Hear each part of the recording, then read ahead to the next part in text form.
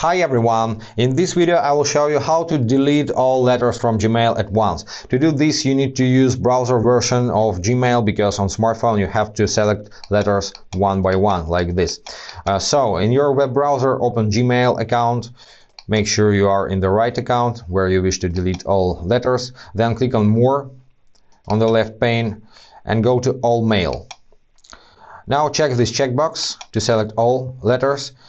Only 49 conversations are selected, but you can click on this link and select all conversation.